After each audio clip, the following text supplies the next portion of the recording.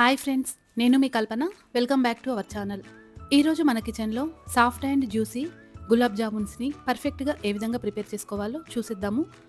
కొంతమంది గులాబ్ జామున్ ప్రిపేర్ చేసినప్పుడు బయట పగిలిపోతుంది, లేదంటే లోపల పిండి ముద్ద అలాగే ఉండిపోతుంది.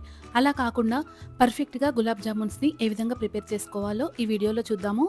అందుకు కొన్ని చిన్న చిన్న టిప్స్ పాటించాల్సి ఉంటుంది. నేను చెప్పే టిప్స్ ఫాలో అవుతూ గులాబ్ జామున్ని ఇంట్లో ప్రిపేర్ చేసినట్లయితే చాలా సాఫ్ట్గా నోట్లో వేసుకుంటే కరిగిపోయేటువంటి గులాబ్ జామున్స్ని ఇంట్లోనే పర్ఫెక్ట్గా ప్రిపేర్ చేసుకోగలుగుతారు. ఫ్రెండ్స్, ఫస్ట్ టైం మన ఛానల్ని చూస్తున్నట్లయితే ఛానల్ని సబ్స్క్రైబ్ చేసుకోండి. పక్కనే ఉన్నటువంటి బెల్ ఐకాన్ని యాక్టివేట్ చేసుకోండి. వీడియో మొత్తం చూసిన తర్వాత వీడియో కనుక మీకు నచ్చినట్లయితే లైక్ చేయడం మర్చిపోకండి. లేట్ చేయకుండా ప్రాసెస్లోకి వెళ్ళిపోదాము. ముందుగా ఒక మిక్సింగ్ బౌల్ తీసుకొని అందులోకి గులాబ్ జామున్ పౌడర్ని యాడ్ చేసుకోవాలి. నేను ఇక్కడ ఎంటీఆర్ బ్రాండ్ గులాబ్ జామున్ పౌడర్ని వాడుతున్నాను. ఒకసారి పిండి మొత్తాన్ని కూడా ఈ విధంగా కింది నుండి పైకి కలుపుకోవాలి. ఇప్పుడు ఇందులో కాచి చల్లార్చినటువంటి పాలని యాడ్ చేసుకోవాలి. చల్లగా ఉన్నటువంటి పాలైతే మనకి గులాబ్ జాములు అనేవి చాలా సాఫ్ట్గా వస్తాయి. ఇలా కొద్ది కొద్దిగా పాలని యాడ్ చేస్తూ పిండిని కలుపుకోవాలి. పిండి మరీ పలచగా అదేవిధంగా గట్టిగా కాకుండా మీడియంగా ఉండేలాగా చూసుకోవాలి. కొద్ది కొద్దిగా పాలను వేస్తూ పిండి మొత్తాన్ని కూడా ఈ విధంగా కలుపుకోవాలి.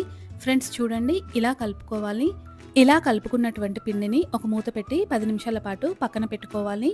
ఇప్పుడు షుగర్ సిరప్ ప్రిపేర్ చేసుకోవడానికి స్టవ్ పైన ఒక ప్యాన్ పెట్టుకొని ఇందులోకి పంచదారని యాడ్ చేసుకుందాము. 2 కప్పుల వరకు పంచదారని యాడ్ చేస్తున్నాను. అంటే దాదాపు 400 గ్రాముల వరకు పంచదారని తీసుకున్నాను. ఇప్పుడు ఇందులో 2.5 నుండి 3 కప్పుల వరకు వాటర్ని యాడ్ చేసుకోవాలి. 2 కప్పుల పంచదారకి 3 కప్పుల వాటర్ అయితే స్వీట్ కన్సిస్టెన్సీ అనేది సరిపోతుంది, పర్ఫెక్ట్గా ఉంటుంది. షుగర్ మొత్తం కూడా ఈ విధంగా మెల్ట్ అయిన తర్వాత ఇందులోకి కొద్దిగా యాలకుల పొడిని యాడ్ చేసుకొని మరొకసారి కలుపుకోవాలి. తీగపాకం అలా ఏం రావాల్సిన అవసరం లేదండి. పంచదార మొత్తం కరిగిపోయి ఈ విధంగా రోలింగ్ బాయిలింగ్ అయ్యేటప్పుడు ఒక స్పూను నిమ్మరసం వేసుకొని కలుపుకోవాలి. ఇప్పుడు స్టవ్ ఆఫ్ చేసుకొని ఒక మూత పెట్టి ఈ షుగర్ సిరప్ని పక్కన పెట్టుకోవాలి.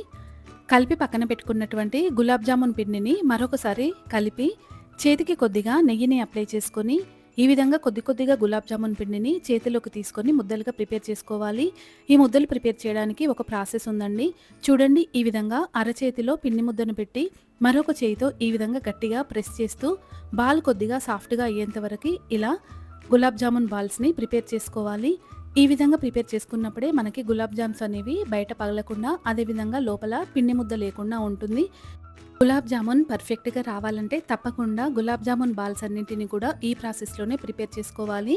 పిండిని మొదట కలుపుకునేటప్పుడు కూడా చల్లటి పాలతో కలుపుకోవడం వలన గులాబ్ జామున్స్ అనేవి చాలా సాఫ్ట్గా వస్తాయి. చూడండి, ఇదే విధంగా మిగతా గులాబ్ జామున్ బాల్స్ అన్నింటిని కూడా ప్రిపేర్ చేసుకోవాలి. ఇప్పుడు ఇవి ఆరిపోకుండా వీటిపైన ఒక ప్లేట్ పెట్టి పక్కన పెట్టుకోవాలి. ఇప్పుడు స్టవ్ పైన ఒక ప్యాన్ పెట్టుకొని డీప్ ఫ్రైకి సరిపడా ఆయిల్ పోసి ఆయిల్ని హీట్ చేసుకోవాలి. ఆయిల్ని ఓవర్ హీట్ చేసుకోవద్దు. ఈ విధంగా ఆయిల్ హీట్ అయిన తర్వాత గులాబ్ జాములు అన్నింటినీ ఒకేసారి కాకుండా విడివిడిగా వేస్తూ మంటని తప్పకుండా మీడియం ఫ్లేమ్లో పెట్టి ఫ్రై చేసుకోవాలి.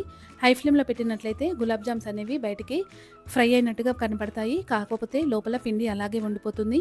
ఈ విధంగా మీడియం ఫ్లేమ్లో పెట్టుకొని గులాబ్ జామున్స్ని ఫ్రై చేసుకున్నప్పుడే గులాబ్ జామ్స్ అనేవి చాలా పర్ఫెక్ట్గా వస్తాయి. ఈ విధంగా మంచి కలర్లోకి వచ్చేంత వరకు వీటన్నిటిని కూడా మీడియం ఫ్లేమ్లో పెట్టుకొని ఫ్రై చేసుకోవాలి. చూడండి, ఈ విధంగా ఫ్రై అయితే సరిపోతుంది. ఇప్పుడు వీటిని ఒక ప్లేట్లోకి తీసి పక్కన పెట్టుకుందాము. ఇదే విధంగా మిగతా గులాబ్ జామున్స్ని అన్నిటిని కూడా మంటని మీడియం ఫ్లేమ్లో పెట్టి ఫ్రై చేసుకోవాలి.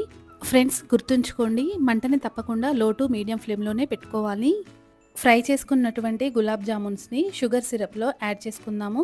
షుగర్ సిరప్ గోరువెచ్చగా ఉన్నప్పుడే మనకి గులాబ్ జామ్స్ అనేవి షుగర్ సిరప్ని అబ్జర్వ్ చేసుకొని పర్ఫెక్ట్గా వస్తాయి. చల్లారినట్లయితే షుగర్ సిరప్ని అంతగా అబ్జర్వ్ చేసుకోవు. ఇప్పుడు మూత పెట్టి ఒక 20 నిమిషాల పాటు పక్కన పెట్టుకోవాలి.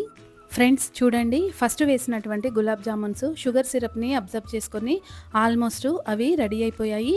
ఇక వీటిని కూడా ఒకసారి ఈ విధంగా షుగర్ సిరప్లో డిప్ చేసుకొని ఒకసారి కలిపి మూత పెట్టుకొని 20 నిమిషాల పాటు పక్కన పెట్టుకోవాలి.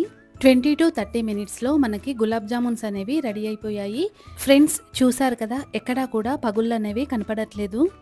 చూడండి, ఈ విధంగా చాలా పర్ఫెక్ట్గా గులాబ్ జామున్స్ అయితే రెడీ అయిపోయాయి.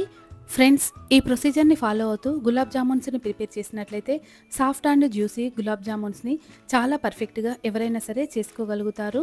బయట పగుళ్ళు లేకుండా అదేవిధంగా లోపల పిండి ముద్దలా లేకుండా చాలా పర్ఫెక్ట్గా గులాబ్ జామున్స్ని ఇంట్లోనే ప్రిపేర్ చేసుకోవచ్చు.